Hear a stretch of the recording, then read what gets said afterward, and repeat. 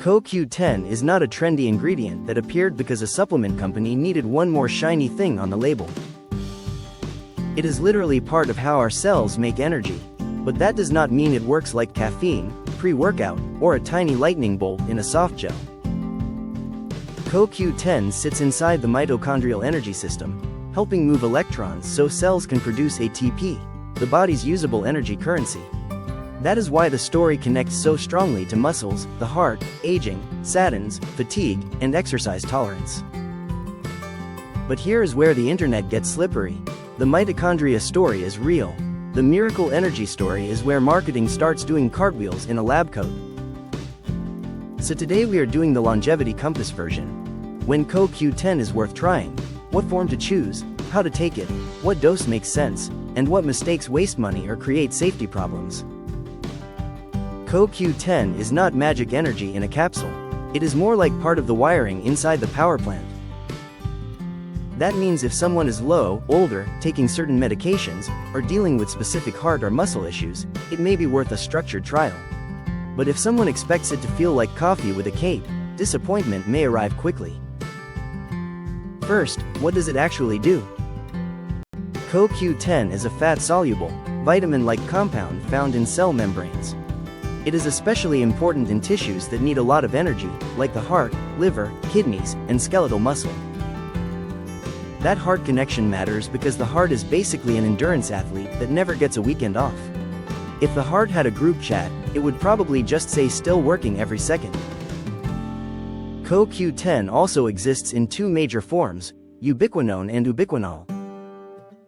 Ubiquinone is the oxidized form. Ubiquinol is the reduced form. The body can convert between them, and most circulating CoQ10 in the blood is in the ubiquinol form.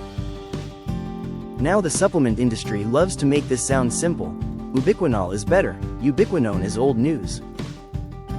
The truth is more useful than that.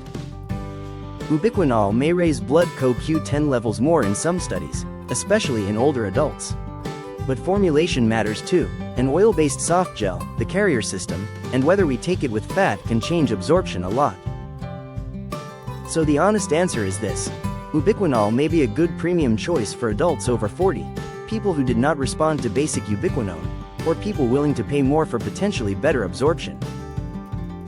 But ubiquinone in a good oil-based soft gel can still be a reasonable budget choice. The real mistake is buying a dry tablet, taking it on an empty stomach with black coffee, and then declaring CoQ10 useless. CoQ10 is fat-soluble. It rides better with fat. Take it with a meal that contains fat, eggs, salmon, avocado, olive oil, nuts, or a normal mixed meal.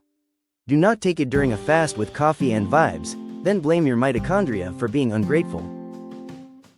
Timing also matters. Some people report mild insomnia or feeling too activated if they take it late. So morning or lunch is usually the cleaner starting point, especially if sleep is already a problem. Now let's talk dose. For a first general trial, 100 mg per day with a fat-containing meal is a sensible starting point. For muscle soreness, statin-associated symptoms, or blood pressure tracking, 100 to 200 mg per day is a common practical range. Some studies use higher doses, but more is not automatically smarter. For heart failure, some clinical trials used 300 mg per day, often split as 100 mg 3 times daily. But heart failure is not supplement playground territory. That is clinician-guided add-on territory, not replacement territory. Now we need to talk about statins. Statins can lower blood CoQ10 because cholesterol production and CoQ10 production share part of the same biochemical pathway. That is why many statin users ask whether CoQ10 can help muscle symptoms.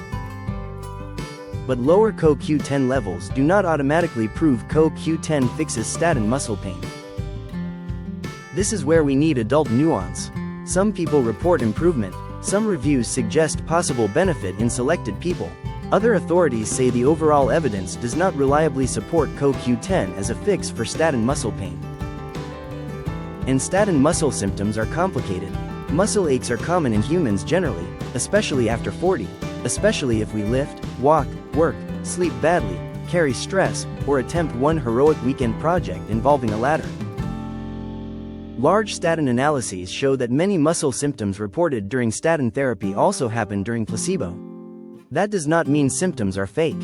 It means we need a better process than blaming or dismissing. The useful framework is timing, symmetry, dose change, de-challenge, re-challenge, CK testing when appropriate, thyroid and vitamin D context when appropriate, and clinician supervision. CoQ10 is not a reason to stop a statin. It may be a 30-day add-on experiment to discuss with a clinician, especially if the alternative is quitting a medication that may be lowering real cardiovascular risk. Now, blood pressure. CoQ10 could modestly lower systolic blood pressure in some cardiometabolic populations, but it is not a blood pressure medication replacement. If it helps, the effect is usually a small supportive lever, not a dramatic transformation. A few points on systolic blood pressure can still matter, but only if we track averages, not one heroic reading after a calm morning and perfect hydration. If you are using CoQ10 for blood pressure, pair it with a home monitor and weekly averages. That is the difference between data and wishful thinking with a cuff. Now, heart failure. CoQ10 is more interesting here, but also more serious. Some studies suggest it may improve symptoms or reduce hospitalizations or cardiovascular events when added to standard therapy. But heart failure care is not where we freelance. If someone has heart failure, CoQ10 should be discussed with the cardiology team, especially because medication interactions and blood pressure effects matter. The phrase here is add on, not instead of. Now, safety. CoQ10 is generally well tolerated, but side effects can happen: stomach upset, nausea, diarrhea, heartburn, headache, dizziness, and sometimes insomnia. The biggest interaction to remember is warfarin. CoQ10 could interfere with warfarin's effect, and anyone on warfarin should not start or stop CoQ10 without medical guidance and INR monitoring. Also, be careful with blood pressure medications, diabetes medications or insulin, chemotherapy, pregnancy, breastfeeding, significant liver or kidney disease, and complex medical situations. Natural does not mean invisible to the medication list. Now, here is the 30-day LC trial. Day 0. Write down your reason for taking it: energy, muscle soreness, statin-related symptoms, blood pressure, workout recovery.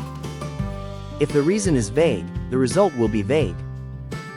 Track 3 to 5 simple scores: energy, muscle soreness, cramps or aches, sleep quality, workout recovery, and blood pressure if relevant.